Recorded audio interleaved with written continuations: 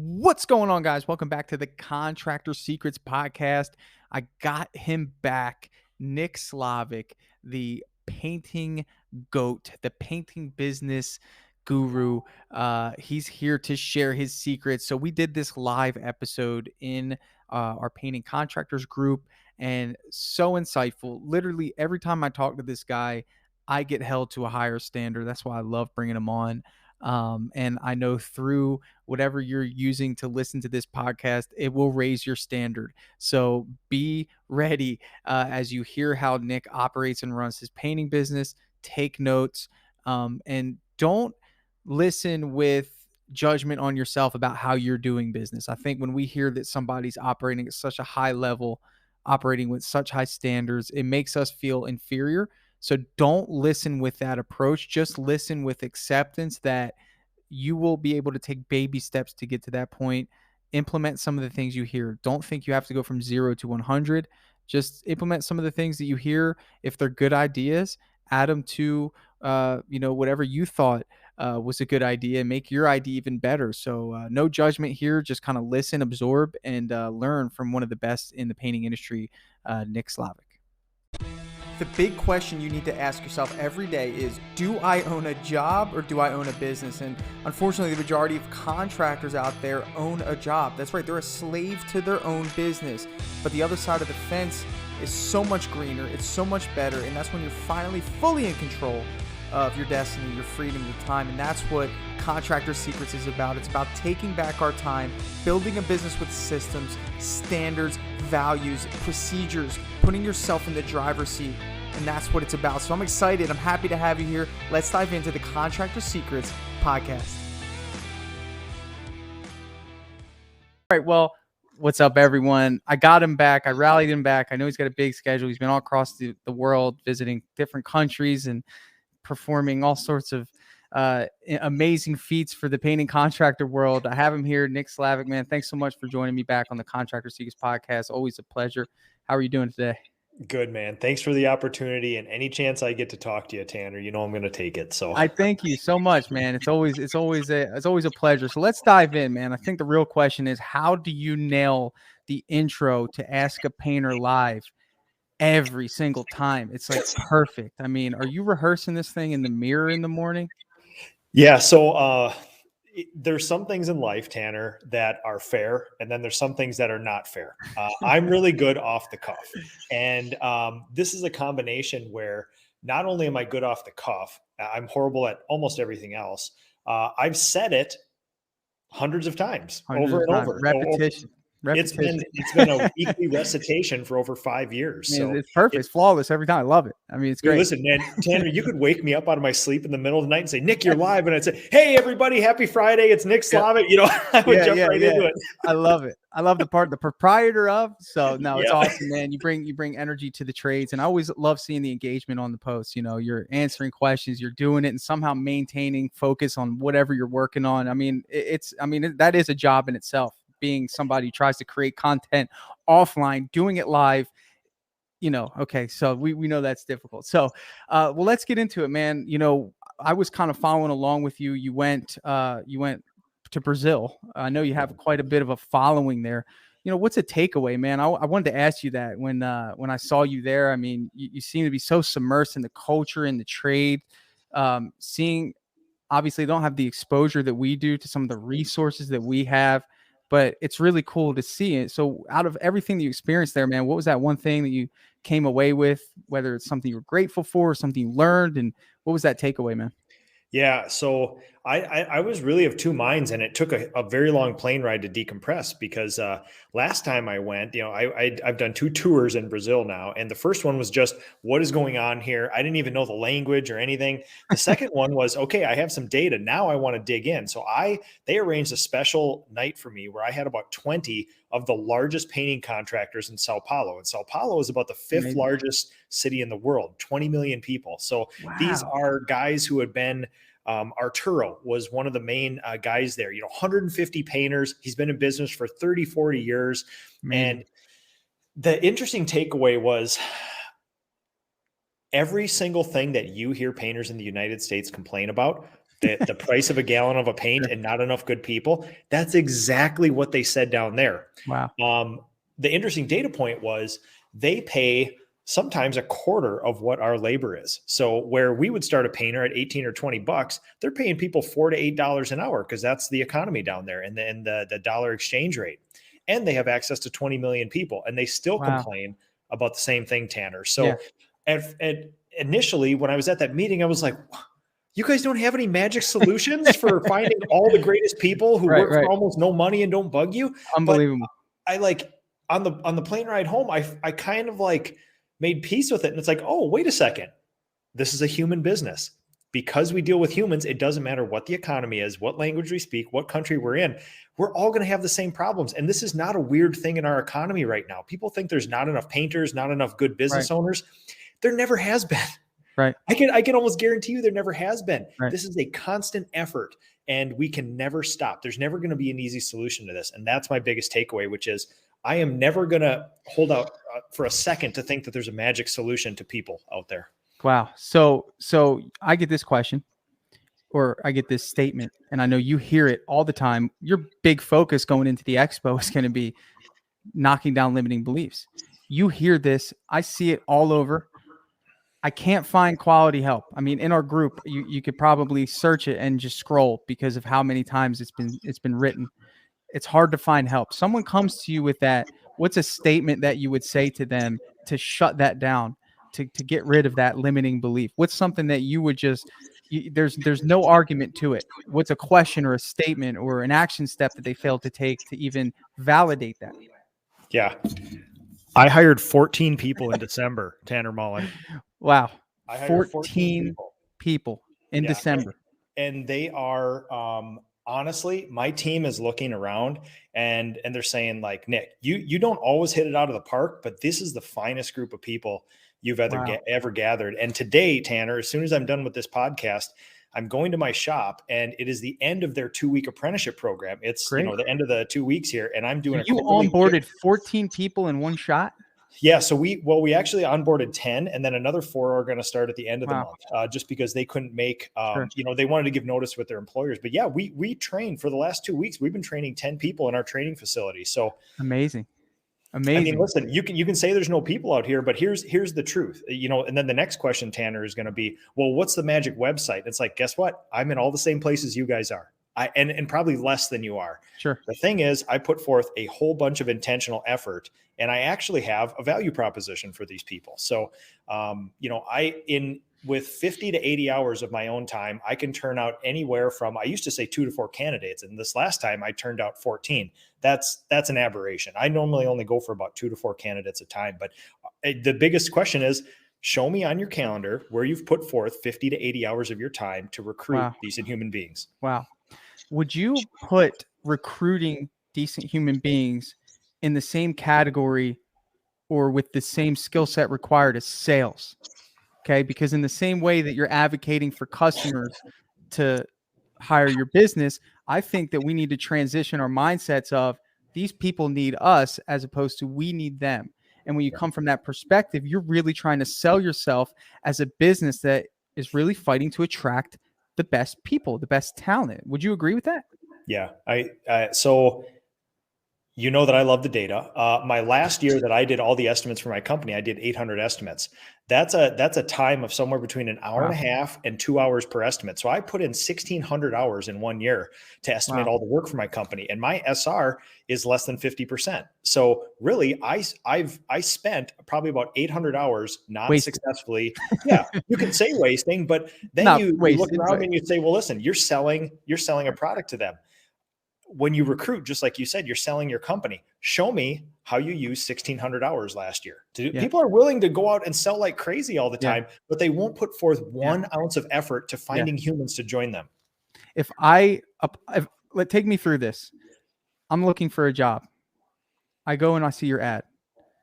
I somehow make it through whatever it requires to sit in front of you. What does that conversation look like?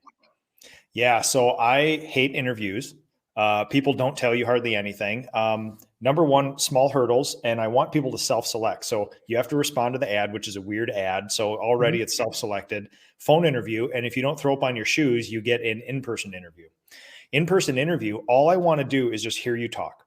And there's a couple questions I always ask. Normally it's like, hey, what'd you do after high school? And then I just shut up and let them talk. And people will tell you all sorts of wild stuff That's about great. what they do. If so, the hardest thing for me is to dwell in awkward silence because we're Mm, Minnesotans and we're passive aggressive. So we have to fill the silence with talk. But if I can stop sure, myself, they will talk. And yeah, a lot of the time I just talk about if a couple of the triggering things. I'm just trying to get them to talk. I don't actually think they answer the questions well, but like if you could change one thing about your past job, what would you do to make you happier, more satisfied? And usually they don't answer the question directly, but they'll tell you something interesting. So it's basically just we're trying to find core value matches and we're trying to suss out decent human beings.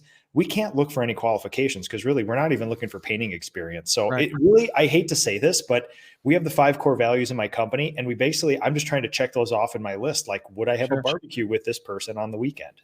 That is a real, I would say, would you allow this person to spend the night at your house? A little bit Well, deeper, that's another level, Tanner. that's another level. But at the end of the day, if they needed a place to stay, would you feel uncomfortable, or would you feel as though, hey, I can let that person crash for a night? And if the answer to that question is I feel uncomfortable, then why would you send them to your customer's house? You Listen, know, man, that's a great litmus test. I like that a lot. That's how I see it. So for me, and I had to learn that though. I had to learn that this process actually works. It's kind of like, no, I didn't learn it the hard way, but I had to learn that this process of actually being diligent enough to have a system to hire is actually worth it. You Yeah. look at it like a funnel. Like you said, they have to reply to the ad. There's probably an instruction there that you have that you're looking to see if they follow. Is that an assumption to be correct? That's it. Yep. And I try to, I would say 3/4 of my entire process is they just self-select out Sure. somewhere in the process. And Yeah. I love a self-selecting process Me like too. Me that. too. I put out an Indeed ad. I had over 80 applicants. Nick, I'm busy. I don't have time to go through 80 applications, and I know you don't either. So what I have is a custom question at the top of the Indeed ad, and all it says is, "Why are you interested in this job?" That self-selects 70% of them because what I've noticed is maybe about 25% of that 70% don't even answer that. So I guess they just kind of just hit apply, apply, apply, Yep. apply, apply down the line. Cool.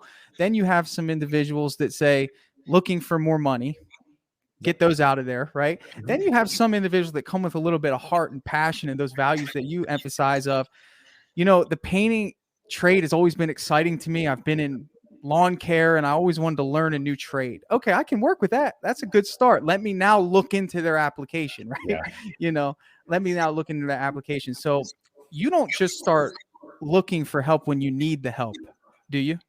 No, so last year was the last year that we ever hired to fill spots. I promised my team part of my job description. I actually had to write my own job description last year to Okay. make sure I had Smart. KPIs to be held accountable to. And one of them is recruiting. And I'm solely in charge of recruiting. And I told my team, you know what? I'm actually about 2 quarters ahead of my quota for recruiting this year. And I'm not going to stop either because we got to keep that pipeline full of people, just like jobs. You don't look for work, Tanner. You know better than anybody Yeah. when you're out of work.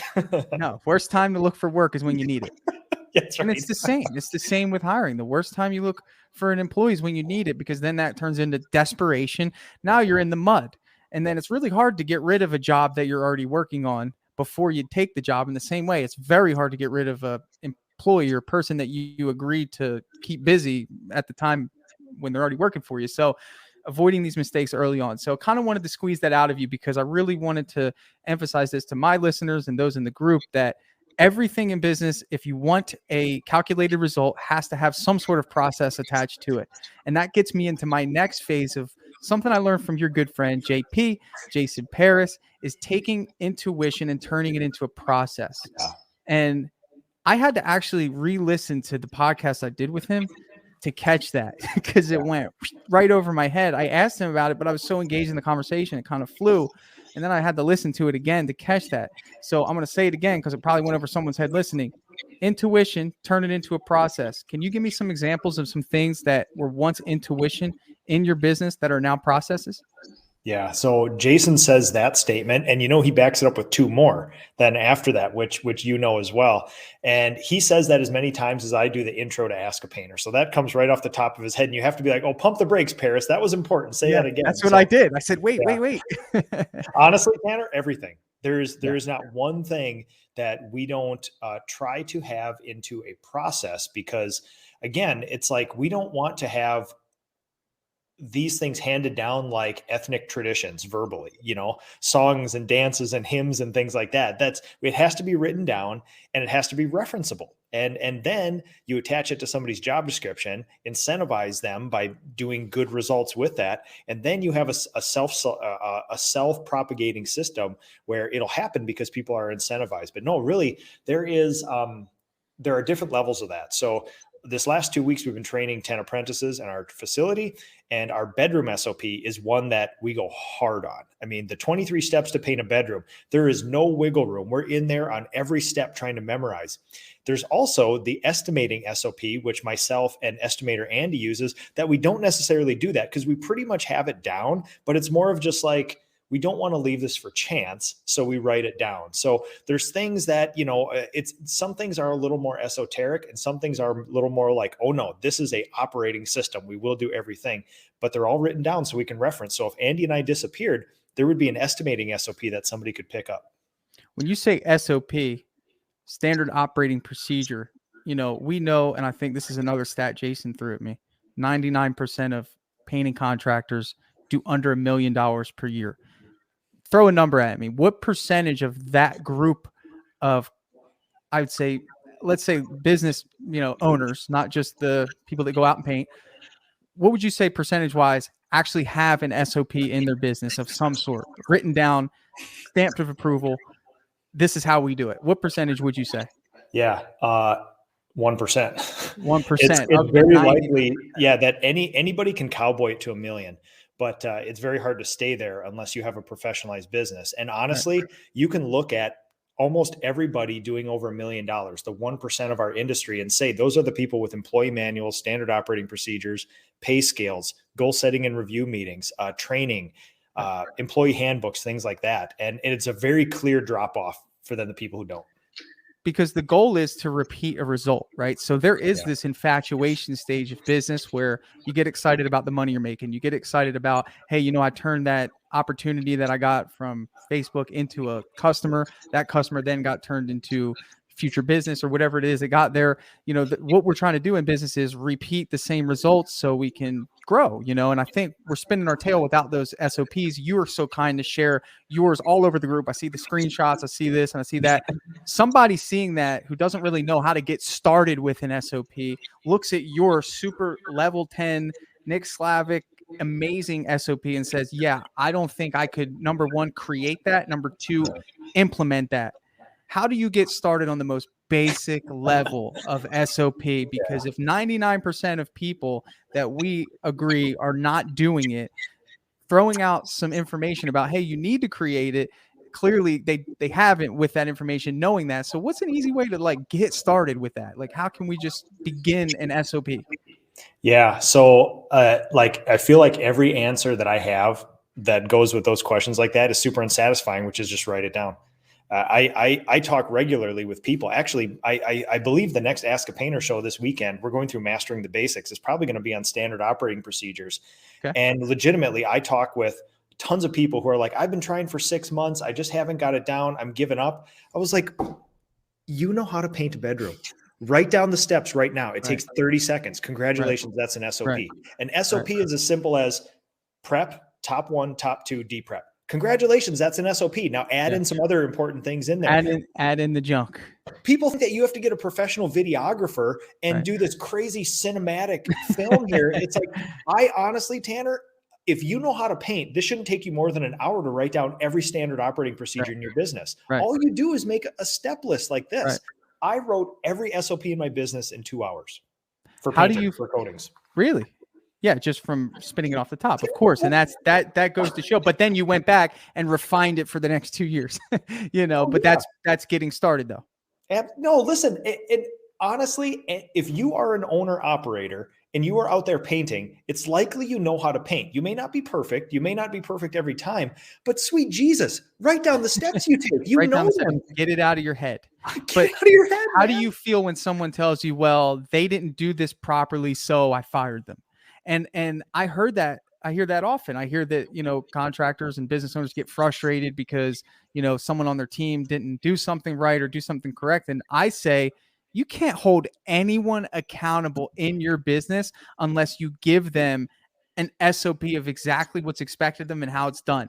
Anything outside of that is operating out of, really, to me, it's a little unfair, right? I mean, Well, that's yeah, your job as a business owner. Tanner, that's a feelings-based argument. I mean, think of Sure. the most proverbial sort of friction-filled interaction in a business, which is an employee has been here for a year and they'll come to the owner and say, "Hey, I've been here for a year. I feel like I deserve $1." And the Wow. owner will say, "All I think about is how better you could have been. I think you need to improve. I don't think you need $1." And Sure. then now you're locked in a feelings-based discussion Sure. because how they don't know. I mean, they feel they deserve it. You feel they don't. Now what? And Sure. that's why good people leave businesses, is because of that. There's nothing Right. there for them.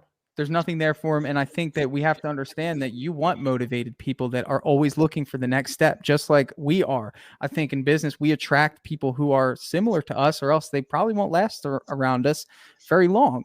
So you Yeah. have to respect yourself enough to say, well, I'm motivated. I'm a business owner. I look at my sales. I look at my numbers. I look at my growth. Why wouldn't my employees care about that on their level? And, And Tanner, I'll make a fairly bold statement, which is, again, this is me being slightly hypocritical, but I've had employees in a very ragtag way longer than I have had employees in a professional way. I will say there's three things you must have before you should even hire anybody, which is sure. there's the employment law side, there's the craft side, the standard operating procedures, and then there's the core value side of your business. And unless you have an employee handbook with employment law, if somebody gets sick, what's your policy on like health leave Wow. and stuff? The craft, if there's not a standard operating procedure, how can you tell them you did it wrong if there's nothing ever written down? And then there's the core value thing, which is, listen, even if somebody paints, if you can't trust them and they're not constantly improving and they're not disciplined and they're not producing work at a high enough rate, then there has to be that part too. So honestly, if you say, I'm going to fire this person, they're not doing good enough, and you don't have any three of those, honestly, I could make an argument for that employee saying, you can't hold me accountable for that. Show me on paper where I owe that to you.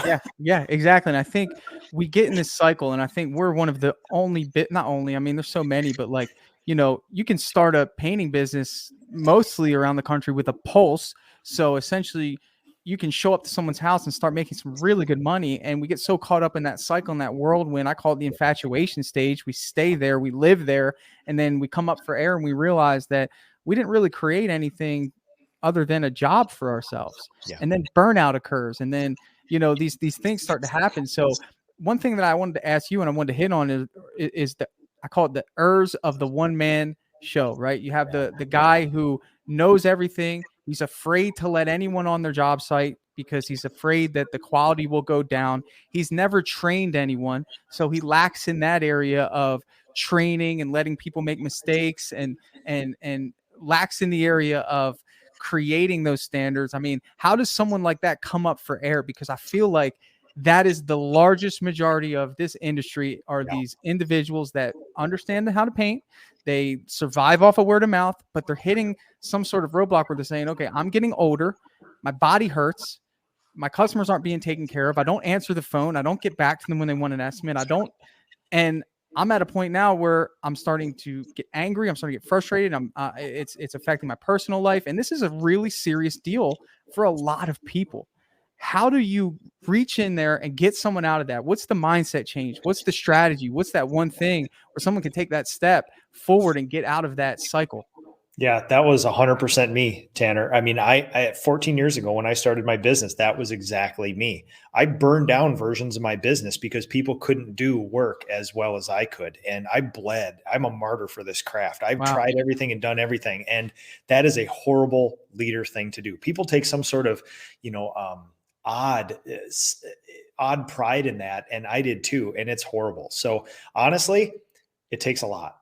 I'm not going to lie to you. I went through a professional and personal rehab that was breakneck. And I actually had the help of my spouse, which was, I just pulled her aside and said, you know what?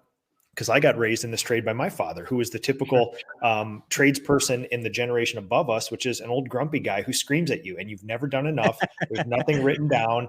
And Sure. it's a horrible way to do it. And yeah, so I asked my wife, I was like, listen, just write down what you see in me of my father. And, you know, she gave me a great list and I Wow. worked on it. It's not perfect. I haven't solved it all, but legitimately it takes a lot of work and it's not an epiphany. It's not a thing that happens overnight. And there's two fronts. That personal front with is you have to understand, again, one of the unsatisfying answers, it's all your fault.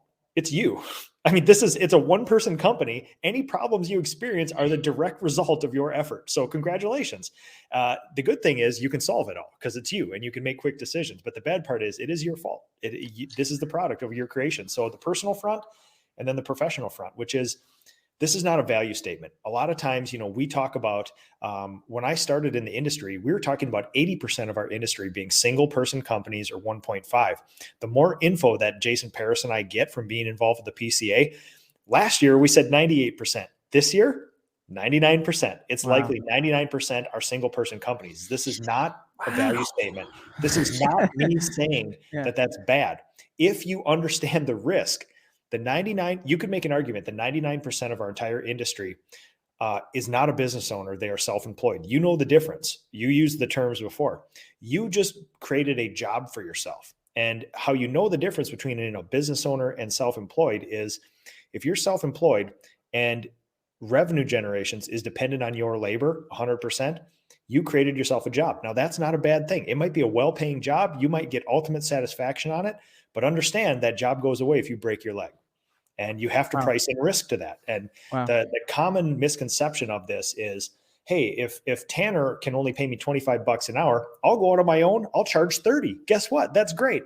The problem is you're going bankrupt your first year because you find out about taxes and liability insurance, and Mm. that extra $5 an hour you charge isn't going to cut it. So Sure. personal rehab, and you have to professionalize your company if you want to pull out of that. You can't just cowboy it and grab more people and do more things. You have to lay the groundwork like every other single company does in the United States that you look up to. That's the only way to do it. It's a big choice. It took me 5 years to go from a single person company to 35. Wow. And it's honestly probably averaging 75 hours a week. Just is what it is. What do you Incredible. want and when do you want it done? And how hard are you willing to work for it?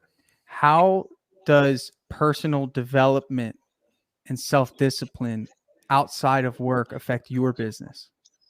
Yeah. So one of the things that I'm working on with my own company, we're to the phase now where if we don't create our own leaders to our levels, we're going to be hampered by that in the next phase of our Sure. business.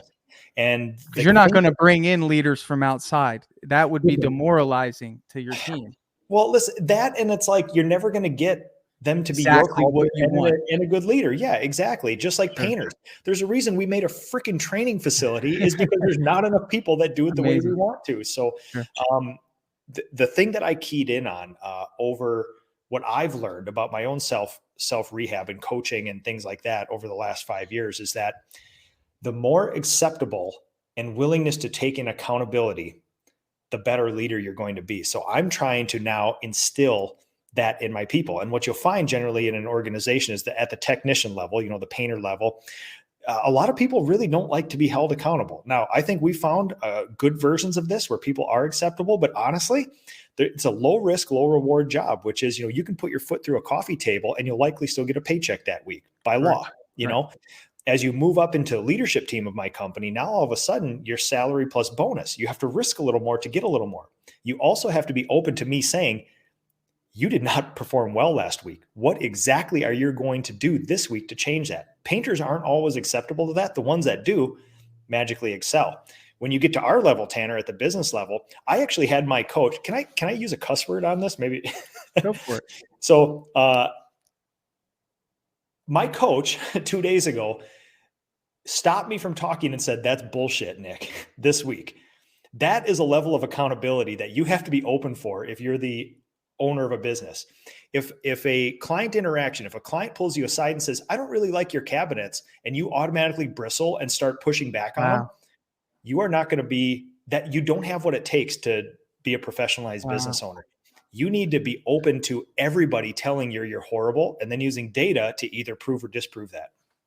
Wow. So taking the emotions out of it, I think that's a leadership skill that really needs to be harped on, is how quick are we reactive, right? Yeah. So we don't want to be reactive in business. That comes with engaging in an employee argument or dealing with a customer. I mean, this is a skill that's super important because I think, your people are watching how you're acting, and whatever you do validates what they're allowed to do. Yep. So the awareness as a business owner has to be that we can't have that sort of emotional intensity without first taking accountability and being aware, and then assessing the situation, like you said, with data, and making it right if need be. And I think what you said about accountability, man, having somebody in your face say, hey, that's not going to fly here, because I think everyone has their own ego, including myself, of like, oh, well, I'm right. Okay. Cause we're not going to tell ourselves we're wrong in all sense of the word, but just, I love that, man. Accountability. And that was what I wanted to get out of you, is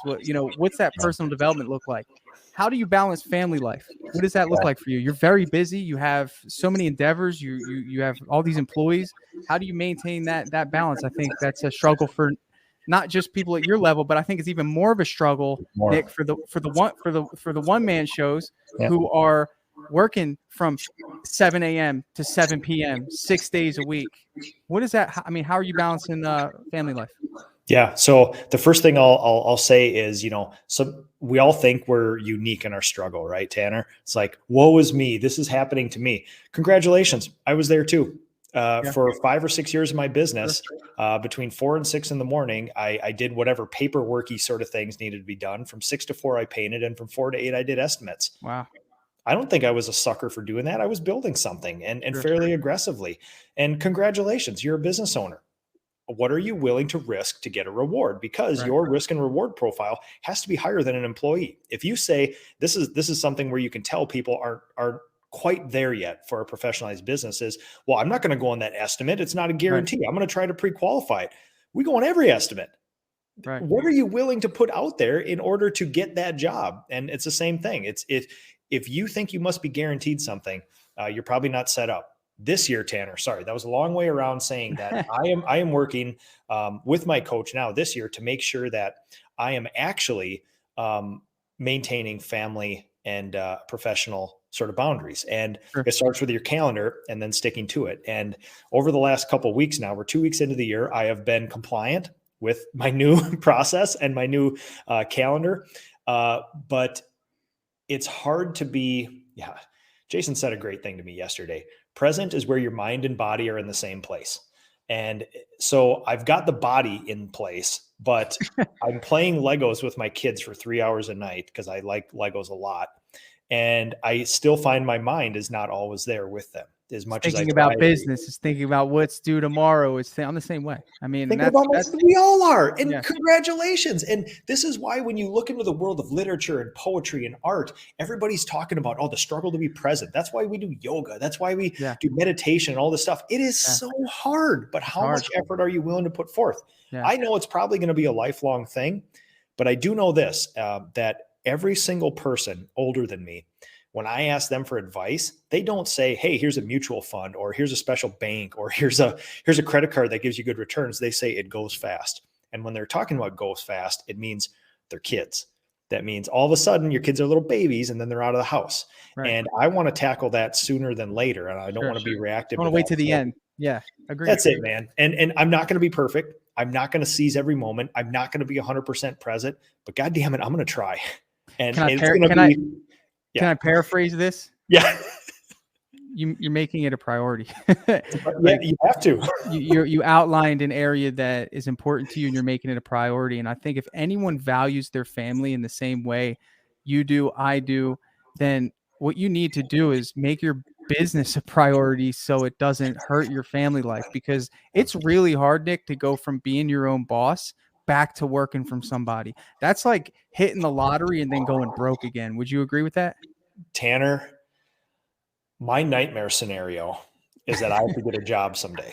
I mean, honestly, we literally I'm running from that as well. We're both running from that every day. we literally call this thing a freedom machine that we're building here. And obviously it affects, there's a certain amount of freedom I get and then all the employees here, but legitimately we've Freedom crafted a machine. life that's just beautiful here. And if I Yeah. had to go punch a time clock somewhere, man, I mean, listen, I'll give it my grit or whatever, but it ain't going to be like this, man. No, it's not. But my where I'm going with that is ultimately they're either gonna go through that life of business because the pain of going back is more painful to them than what they're experiencing through trudging along in business. So they're almost at a constant crossroads of like, I need to figure this out. And I think I've been called to contribute to saving that. You have a calling to contribute to saving that because they're suffering.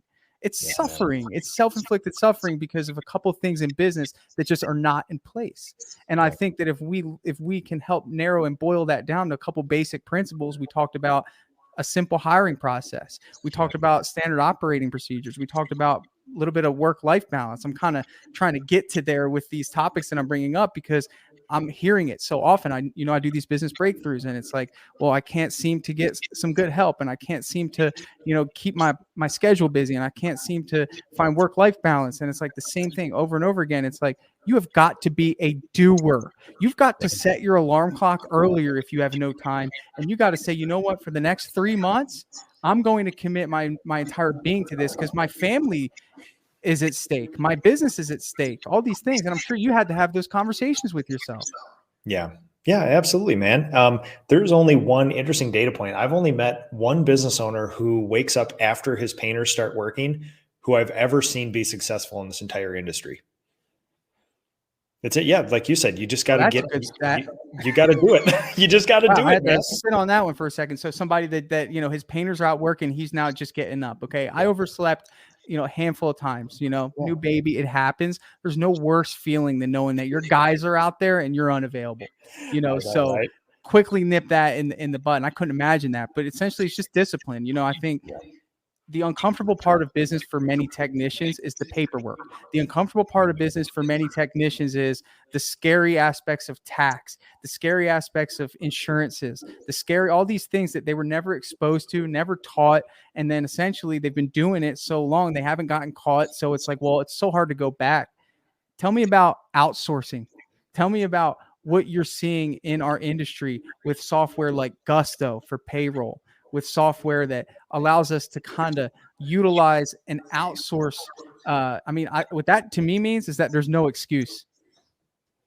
Yeah, exactly. I mean, there's things where there a bad piece of advice, I believe, and this may be walking out on a ledge against some industry, standard stuff, but a lot of time people will say, if you're not good at it, pay somebody else to do it. And I will say, if you are a single person painting company, that is a very bad idea, especially when it comes to marketing and sales right away.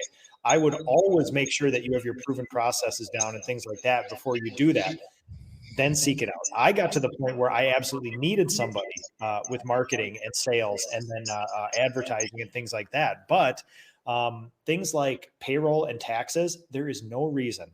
I will make this argument. There is no reason for a business owner to ever do that on your own. It is next to free to have all that stuff by a professional Yep. who will comply with every law. And the best argument. So I went to college for taxes, and I learned enough to always hire somebody to do my taxes, because if they do nothing else for you, if you hire a professional CPA to do your taxes and you get audited, they have to stand in front of the auditor, not you. Yep. That's worth it alone. It's worth it alone, 100%. And I didn't know that actually until after my first year with them. So when I started my business, ground level, I didn't want to do the taxes, and I got hit with a $300 per month quote to do them. And I'm thinking, man, at that time I was like, wow, like that's more than my car payment. And when I was an employee, I would be counting every dollar, and seeing the car payment be the same as what it would cost my business to have this accountant do my taxes. If I didn't have the awareness of what my goal was, I would have easily wrote that off as like, that's too expensive, I'll figure it out. Right. Because again, just being in survival mode and not being in a full of my business is going to be successful mode, and I need this to sustain the success. So I kind of was in a fear mindset, but then I switched gears. I said, you know what, let me look at this. First of all, the total amount for that, 12 times 3, $3,600 for the year. First, let me first understand what happens here. That's a deduction, right? Mhm. Next, in the event that I tried to do it myself, I'm going to miss things. Oh, I don't know if I'm going to you miss things to the point where you go to jail. right. Not only am the legal stuff, but I might miss deductions that could lower my tax liability. I don't go to H&R Block. I mean, I need somebody that specializes in business tax. And do I want to sit at home on QuickBooks and start categorizing all my expenses? Absolutely not. I could utilize that time more effectively. So many good points on that. I just want to hit that hard because it's like either you're going to go to accounting school and learn this stuff, or you got to stay up to date with the new tax law that changes every year, or you're not going to do it effectively. So hire that out. Payroll. Oh, go ahead. Interesting thing, Tanner, is I got a call from my accountant, and because I chose to go with somebody local and in a local firm, they're like my ad hoc, a member of my board of advisors now, and Wow. a trusted relationship. So interestingly enough, I got a bill from them for the last 2 quarters of the year for about $11,000. They do all my bookkeeping, all my payroll, all my taxes, all that stuff, Everything. and it costs about, I don't know, maybe $2,000 a month, give or take. We had one, she called me in and said, "Hey, Nick, end of the year, your stuff has been changing over the year. Let's get in here." We did a 1 day thing. She saved me about $9,000 in taxes. So Wow. Offset almost the made up, expense almost. almost made up for the entire cost of doing all those things in one sitting with them. Perfect. So listen, Yeah. it's for somebody you can trust. It's an amazing thing. I look at it like this: cost versus value, right? I mean, it's like how we pitch our services. And I think it's so, Yeah.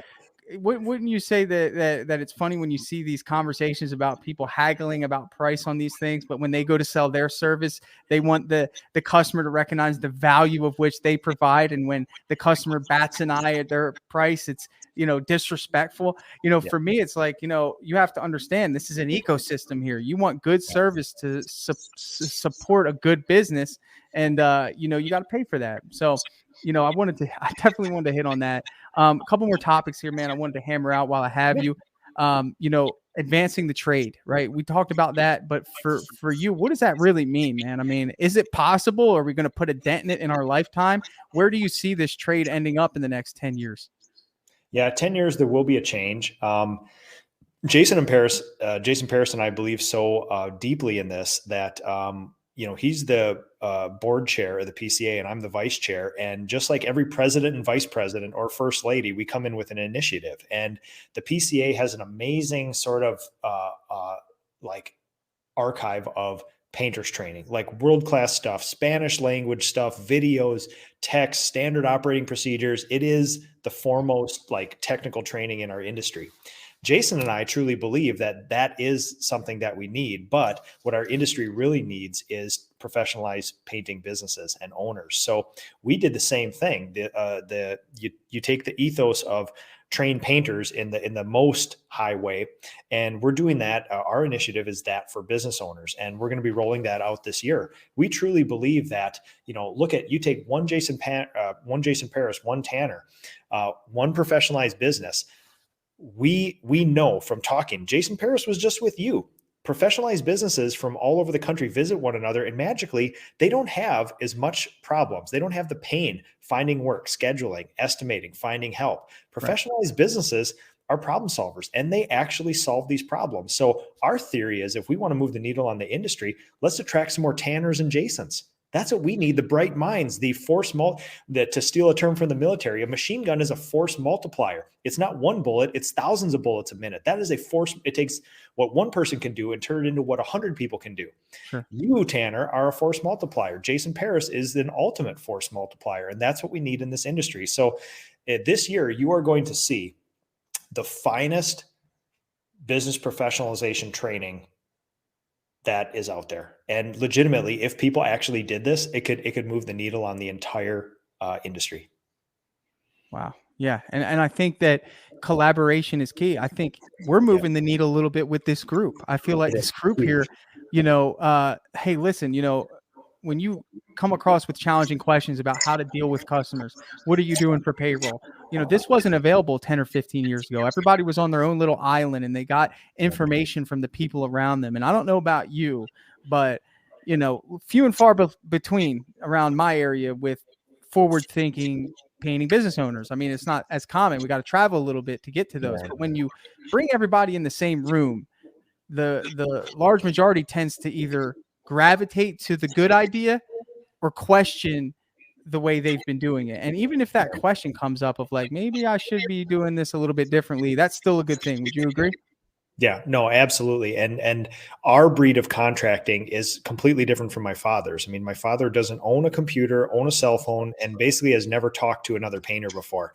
All we're doing is talking to other painters now. And Yeah. we used to think that there was secrets and things like that. And you still see it in these groups. People think that's why I did that stunt a couple weeks ago I of, saw that. hey, let's go live and it's just going to Yeah. price your work, because people think that that's the thing that they have that other people don't Right. have. And I'll tell you, it's all the things that you're talking about, which is all these standard operating procedures, professionalizing your business. There are no secrets out there. I mean, Christ almighty, we buy the same pants and the same gallon of paint. There are no special things out there. So yeah, I'm a firm believer in all of that. Yeah, I love that, man. I love that. And I want to talk to you about the expo. So tell us a little bit about what people can expect if they go to the expo. I'm going to be there. We're going to have a booth for Dripjobs. You're going to be there speaking. What can they expect at the expo? What is the expo and what can they expect? Yeah, I pitch it as be in person with Jason Paris for a couple days. That's the only kind of proposition you need, right? So yeah, absolutely. It legitimately is. It's been a couple years now because of COVID since we've done this, but it is. I am not a company man. I am not somebody who's out there in these member organizations saying we need to get more members. We need to get people there. I don't care. What I'm interested in is when I go to the PCA, I meet the most interesting thinkers in the entire trades industry there. And it's not a coincidence that 5 or 6 years ago, I got introduced to the PCA. I was a single person painter. We have 35 people now. So wow, it's not that's because not the greatest testimony of going to this thing. Listen, but I'll be very honest with you. This is not one of those things. I will tell you, it wasn't because I paid my dues and became a member. It's because I met people like Jason Paris and Dave Scaturo and Gina Court and people. You met Jason at the PCA? Yeah, so we actually got connected through social media and stuff, and then we got involved with the PCA. But basically, I mean, there's 1,200 Jason Parises and Tanner Mullins there, and about 400 to 500 of them get together at the expo. And and we all know, after a year of COVID and virtual meetings and everything else, we can do this virtually, right? Sure. It ain't the same. There's difference in standing in a room with somebody, holding an old fashioned in your hand and talking for 3 hours with somebody deeply about your passion for the business, for your people, for progressing the industry, things like that. That's lost. And it's going to be back this March. So I'm very pleased. Yeah, that's exciting, man. So what I'd like to do, we have some people watching. I'd love to do a Q&A. So if Nick, could you hang out with us for a few more minutes and answer a few questions? I don't really go for question and answers, Tanner. You know me. Yeah, I mean, there's that one show that I heard, Ask a Painter. No, so we'll take a few questions. And in the meantime, while I'm waiting for the questions to come in, with this expo coming up, I did want to hit on, what are you going to be doing there? Because you told me about what it is. I want to know what you're going to be doing. Yeah. So, because I'm a loudmouth, people give me some really cool opportunities. And I was very selfish in that, which I'm not presenting a master's class. They actually turned me down. They said, Nick, we'd have enough master's classes. Take that and pound sand. Sure. But I did get a cool opportunity. I'm hosting a panel discussion. I scheduled about 6 to 8 of some of the most interesting people I've ever met in the industry. And we're going to talk about limiting beliefs, which I believe is the thing that is what's stopping us. It's not other painters. It's not estimating. It's not this and that. It's something that we possess in our heads that is stopping us from doing exactly what we want to do. And we're actually going to get people like Zach Kenny and others up there, and they're going to tell us what their limiting beliefs are and how they're trying to get over them. And that's one of the most enlightening sort of things ever, because I won't go any deeper, but I also got to host very selfishly, a fireside chat with Jason Paris, where we're going to actually talk about the data and the stats that we know from the industry and what we believe, like the single thing we can all do to make our lives better and change the industry, which is this professionalization that we're talking about. So basically, buckle up. It's going to be a lot of fun, man. Oh man, I can't wait. This is going to be Yeah, great. Expo yeah, 2022. Got a couple yeah. questions rolling in. How does someone get a board seat position with the PCA? Kiss a lot of ass and pay people. No, It's a little bit of no. lobbying, huh? No, and I don't mean to be crass, Tanner, but honestly, you got to be a servant leader. And Sure. I will say this, there are many more people who are more qualified, have more tenure in the industry, and are going to be better board members. But the board, one of the initiatives that they have, one of the big things that they must do is to recruit the next board members as well. Because just like we just talked about recruiting, if you Yeah. just put a thing on one of our chat boards and ask for board of directors nominees, you're not going to get much. So we have to go out there and actually handpick the next ones. And I was handpicked by a group of people, and I was a deep honor because I probably should have not been given this chance for another 10 or 20 years.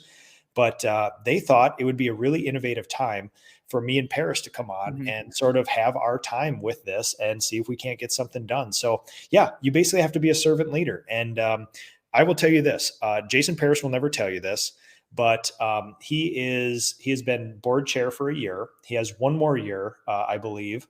And then elections come up again, or I think he'll likely be elected again. He has put in thousands of hours into professionalizing the PCA, bringing it into the next century, setting it up to be a successful organization. Wow. He's not spent his time doing all the sexy stuff, all the crazy stuff that is outwardly seen.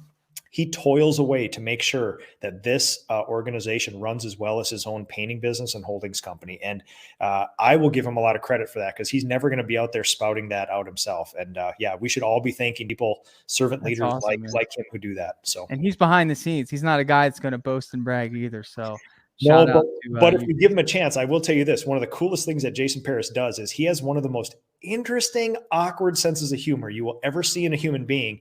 And the expo, when he's in front of a crowd, he will wield that against people. So Okay. if you want to that. do not miss. Follow Jason Paris around the expo. I can guarantee you you'll have a good time. Oh, that's awesome, man. I look forward to that. So we got a couple more questions coming in. This one here, let's see. Hold on 1 second. Hide that one. All right, so let's look at this one. What are the biggest keys to developing leaders within your business? Yeah, well, I mean, this again, I hope this isn't unsatisfying, but they have to want it. So we have a policy in our company where there's been about 3 people in our company in one of our goal setting and review meetings. They're like, "Hey, I'm really interested in like leading people." And we just tackle them immediately, like, "Oh, come with us. Come on over here." Yeah, we'll nurture you. And then you have to Because start. there's some people that don't want to lead people. No.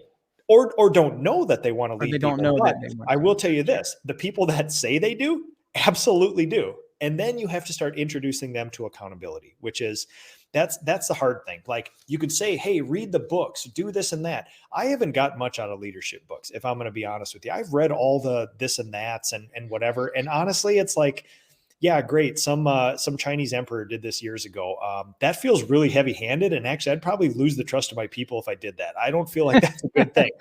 What I prefer to do is warm family environment, coach, develop, mentor, and the biggest takeaway, Tanner, from 2021 is I believe an empathetic leader wins every single time.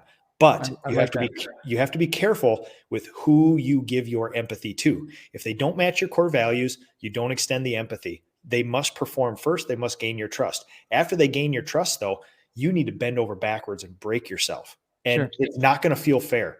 There's going to be things like, "Well, listen, I gave you all that coaching, all that mentoring. I gave you a second chance and you didn't perform. I feel like I'm a sucker now." Too bad. If they are a good person and a core value match, you may do that for years before they have a breakthrough. We just had this with one person. It was one of the best leadership lessons I've ever had, which this person was doing everything they could do to get fired from my company. But when we sat around the leadership team meeting, I'm like, "This is a good guy. Like we like this guy. He's a core value match." let's give him another chance. In 3 months, he turned it around. He graduated from apprentice to craftsperson, fully blessed into the thing, to the Wow. benefit system, and now performing wonderfully. But if we took a vote, likely would have fired the guy based on his performance and stuff. But dug a little deeper, saw that there was an opportunity, had the right system to plug him in, and you were able to actually, create a leader out of somebody that just needs some refinement.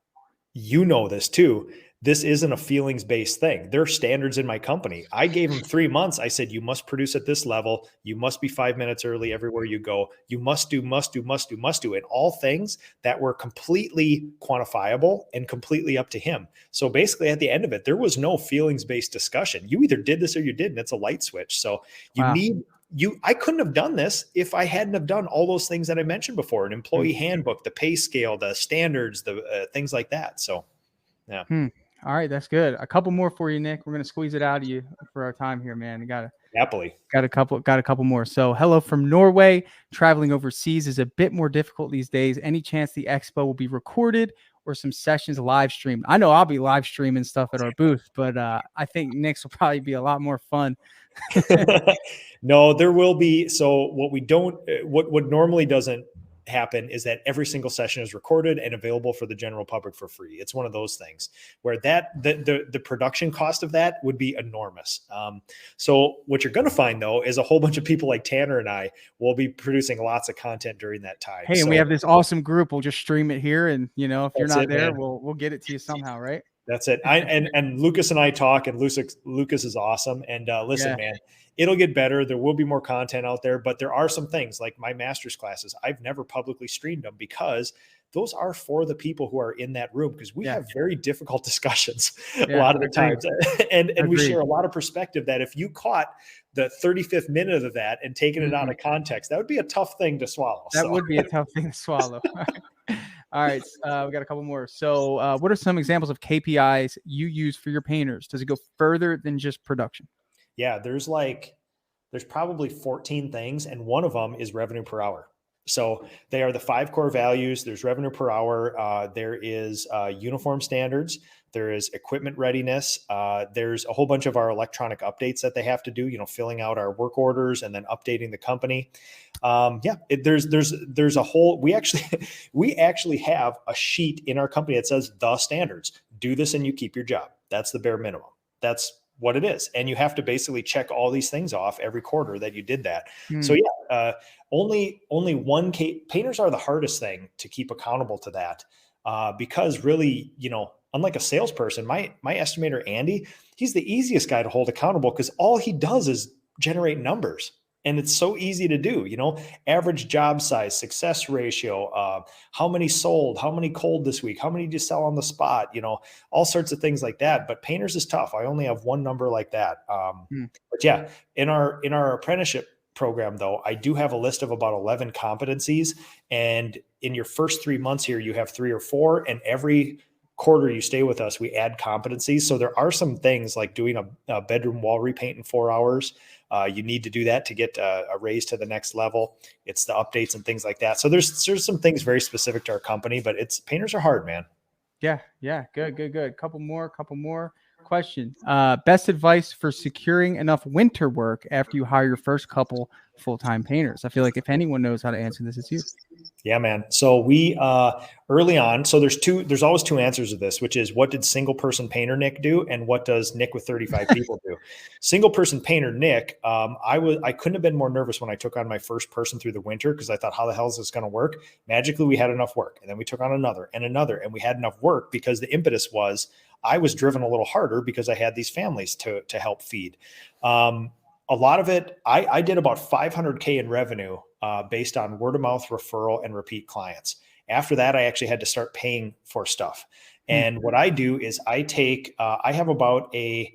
to keep my marketing budget to about, I want to say about 3.5% of revenue.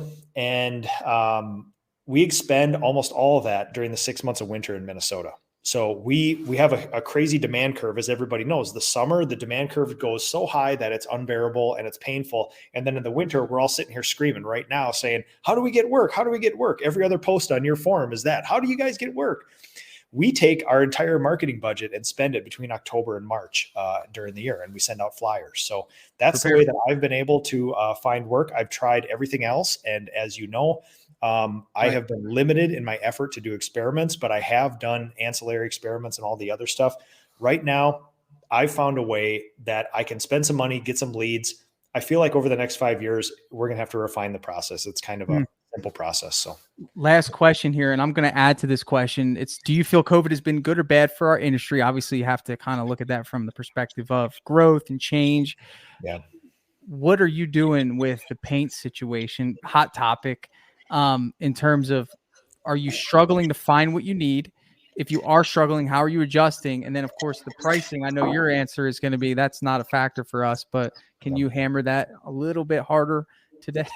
Yeah, so I'll first talk about the coding stuff because that's top of mind. We can talk about all the other spiritual bits of COVID as well too, but yeah, I don't care about materials. I just don't. I buy the best stuff and we use it, and we make our profit, we make our bones, we make our clients happy with our labor. So we focus all of our time into labor. The price of paint is something we can't control, and the price increase in paint is something we can't control. So let it make you mad, let it do whatever, but it's the tide. What are you going to do to change the tide?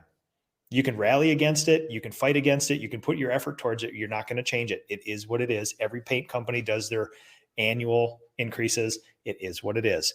Now, the best thing you can do is grow a big old business so that you can get very cheap paint and you can get preferential treatment in a time when not a lot of other painters can get paint. Sure. So how bad do you want to solve the problem? Yeah, agreed. Dig your well before you're thirsty, right? Actually make a partnership. Like I get a lot of DMs about, hey, this paint failed. I yelled at my Sherwin-Williams rep to come out here and tell the client I didn't ruin their house, when we know that almost 100% of all paint failures are human errors. Sure. If your relationship with your paint rep is only calling him out to tell the client you didn't ruin their house, guess who's not going to get preferential treatment or a good price? They want you to have as little paint as possible. I will tell you this. If you want to not have a paint shortage, do this. Go to your paint rep and say, I want to be a partner with you as much as you want to be a partner with me. Yeah. And what I've done over the last couple of years is this last year, we went from 1.4 million to 2.2 million. And I sat my rep down and I said, I will give you all of that extra revenue if you help me with these couple things. I asked for a special price on 2 items. I asked for logistical help getting the paint to where it needs. I didn't ask him for the world. I didn't ask for Disney vacations. I didn't ask for, the Game lowest price in the country. No, I'm just like, listen, I don't care. You will never see us. All we're going to do is give you email orders, deliver it to my shop. We will never talk to you. We will never show up in a store. Like we will be the easiest customer. And we've already proven that we went from, 1 million to 1.4 and then 1.4 to 2.2. I told them that before we were going to do it. And if they wanted to be a partner with me, they could do it with me. And in turn, this isn't a one-way relationship. I actually delivered all that extra revenue to them. So now we have this base of trust. So when I say we're going 2 to 3, guess who's on board? Guess who wants to a little bit different than the mentality of, they won't get my business, I'll just go somewhere else. Whereas you're building a relationship and you're providing value. And I think you do that in all that you do. So it's easy for you. But I have one more question before we go. I got one more minute. What's up with this old house, man? I mean, do we need to rally up the troops here? I mean, does everyone in this group need to send an email? Because that's what I'm waiting for. What's going on, man? Listen, so out of respect for my one of my best friends in the industry, Mauro Enrique, who is the painter on this old house, who has been on my show a bunch of times, and I love the guy. He's a Brazilian as well. I am not vying for his job because I respect him a great deal. But if the opportunity ever came up, I would love to do something with that show. Now, I am a content contributor. I have a thing on their website that I contribute to. Over the last 5 years, I think there's been 2 transitions between who owns this old house, actually. Oh, okay. And that stalls your relationships, right? You build relationships, you have a handler, you have other things. And I've had to rekindle that relationship a few times with those people. So hopefully there's some stability. But honestly, Tanner, I would be lying to you if I said that a weird childhood dream of mine would be to be on the flagship show of that and not just on a page on their website. But hey, man, I have to say that, enjoy it. Dude, I have to say that respectfully because I love Mauro and he's their painter. And I would never, ever, ever take his place on there because he represents our entire industry on that show and he does it phenomenally. That's phenomenal. exciting. Well, good, man. Very exciting. Wishing you a prosperous 2022 with all this new change you got going on. I'm sure this won't be the last time we chat, man. Everyone seemed to have enjoyed it. You have to read all the comments later, man. Everyone was having fun, combating you on some things and, enjoying what you had to say. So thank you so much, Nick. As always, have yourself a great day, man. Appreciate you joining me today. I'll do this anytime, Tanner. I have a blast talking to you.